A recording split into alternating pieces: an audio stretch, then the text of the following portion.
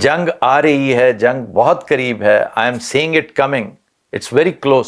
भारत से एक बड़ी खौफनाक किस्म की खबर यह आ रही है कि भारत जो है वो तकरीबन 1 लाख करोड़ रुपए के नए हथियार जो है वो लेने का इरादा रखता है। 1 लाख करोड़ रुपए के। कल भी शहादतें हुई हैं, परसों भी शहादतें हुई, रोजाना उठा रहे हैं। ये रोजाना ये खून किसके हिसाब में जाएगा? ये जंग लिखी जा चुकी है, कागजों पे भी और हवाओं पे भी।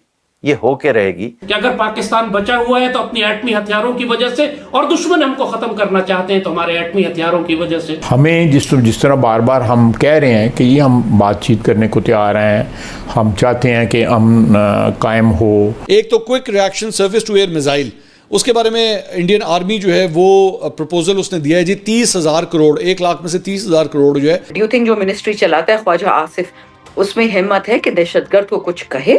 सवाल ही पैदा नहीं होता। मेरा अंदाजा है, मैं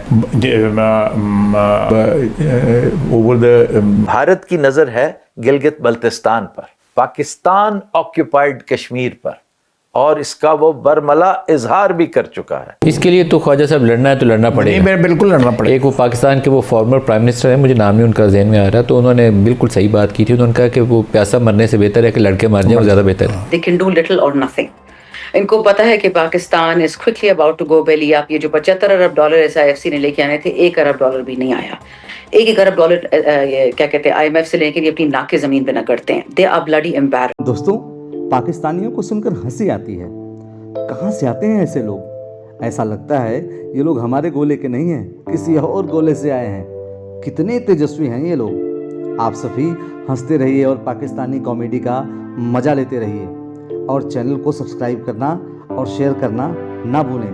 धन्यवाद। ये उनको ये एटीट्यूड जो है ना इंडिया को, जो मोदी ने अडॉप्ट किया, जो पोस्चरिंग की उसने, उससे बड़ा नुकसान पहुंचा है उनको। हमें जिस तरह बार बार हम कह रहे हैं कि ये हम बातचीत करने को तैयार हैं, हम चाहते हैं कि अमन कायम हो, टेंशन ना हो। हमारी तरफ से ये इंटरनेशनल फोरम्स में ये बात हो रही है, और कश्मीर का जो इशू है एक उसका को हल होना चाहिए।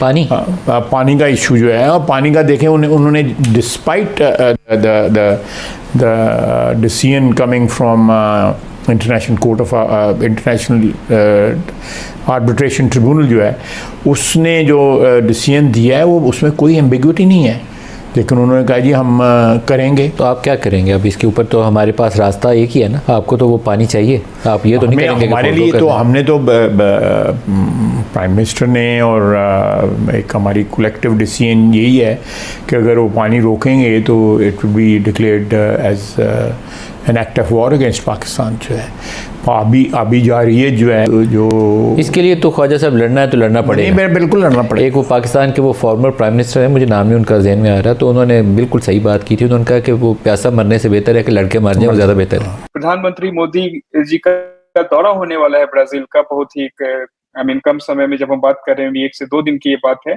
और वहां पर उससे जस्ट पहले न्यूज आया है कि अभी ब्राजील को एक series of weapons and maintenance deal चाहिए भारत के साथ। इसका मतलब है कि ब्राजील हमारा हीरो ऑफ ऑपरेशन सिंदूर आकाश तीर सिस्टम खरीदना चाहती है।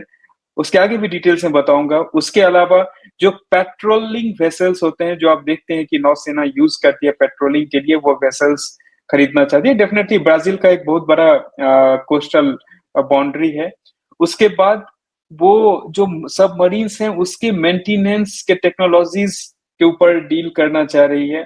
उसके अलावा भी और भी 3-4 discussions already under going process में है गायत्री जी, जिसमें कि हम लोग जो हमारा तेजस फाइटर जेट है, उसके बाद जो हमारा ब्रह्मोस मिसाइल है, उसके अलावा there is sequence of like Garuda जो हमारा गन है, उसके सीक्वेंस से there are lot of stuff. और उसका रीजन क्या है ये समझना बहुत इंपॉर्टेंट है कि क्यों इंडिया, भारत तो अभी बहुत ही नया एंट्रेंट है इसमें। हथियार का जो मार्केट है उसको यूएस डोमिनेट करते हुए आई है, उसके बाद वेस्ट डोमिनेट करते हुए आ रही है, एंड रशिया डेफिनेटली एक दूसरा पावर है जो इस चीज को डोमिनेट करता है। और रिसेंट में इसमें चाइना भी आगे निकल के आ रहा है। और जनरली बोलते हैं कि चाइना यहाँ पे पाकिस्तान को सेल कर रहा है और इधर उधर बहुत सारे इवन साउथ अमेरिकन कंट्रीज में भी सेल कर रहा है, इंक्लूडिंग अर्जेंटीना के साथ डील थी जो कि ऑपरेशन सिंदूर के बाद कैंसिल होने का कगार पे आ गई। उसमें भारत ही क्यों और इस तरीके के डील्स अचानक से आ क्यों रहे हैं? तो एक चीज समझना बहुत जरूरी होगा। पहला होता है कि आपका किसी भी कहीं भी कोई भी चीज जब बिकती है तो डिमांड क्या है मार्केट में, सप्लाई क्या है, आपके प्रोडक्ट का क्रेडिबिलिटी और जिसको हम मार्केटिंग बोलते हैं वो कितना स्ट्रांग है। तो अगर आप देखें वेस्ट हथियार बना रही है बहुत दिनों से, नो डाउट, लेकिन उनके कितने हथियार उनके एक्चुअल अपने लड़ाई में यूज हुए हैं? शायद बहुत कम। अमेरिका है जो हथियार बनाती है और उनके लड़ाई में यूज भी होते हैं, सेम चीज रशिया के साथ, लेकिन वेस्ट और चाइना के साथ ये है कि उनके बनाए हुए हथियार आज तक उनके अपने लड़ाई में सही से काम नहीं है, और जब कहीं कहीं पे काम आए हैं तो उनका कुछ बहुत अच्छा रेपुटेशन नहीं बचा। यूएस अगर आपको हथियार देगी तो उसके साथ इतने टर्म्स एंड कंडीशंस होंगे कि आपको उस हथियार को चलाने में पता चला जब आप एक्चुअल वॉर में है वो पीछे से बोल दिया कि ये कोड तो नहीं चलेगा, हमने इसके लिए तुम्हें कॉन्ट्रैक्ट में एक छोटे से अक्षर में लिखा था कि इस सिचुएशन में तुम नहीं यूज कर सकते हो। सेम चीज आप देखिए कि यही सेम सिचुएशन होगा कि जब वो कोई कहीं भी, और दूसरा चीज साउथ अमेरिका में ही ये कंट्री है, बहुत हो सकता है कि कभी इनका कॉन्फ्लिक्ट ऐसा हो कि जहां पे किसी रीजन से वो यूएस के साथ भी हो सकता है। ऐसा नहीं है कि दोनों एक दूसरे के दुश्मन देश माने जाते हैं, बट गिवन की सेम मैरीटाइम एक्सेस करते हैं, कभी आपको कोई रिजीम चेंज हुआ जो फेवर में नहीं रहे, बहुत सारा उसमें फैक्टर आता है।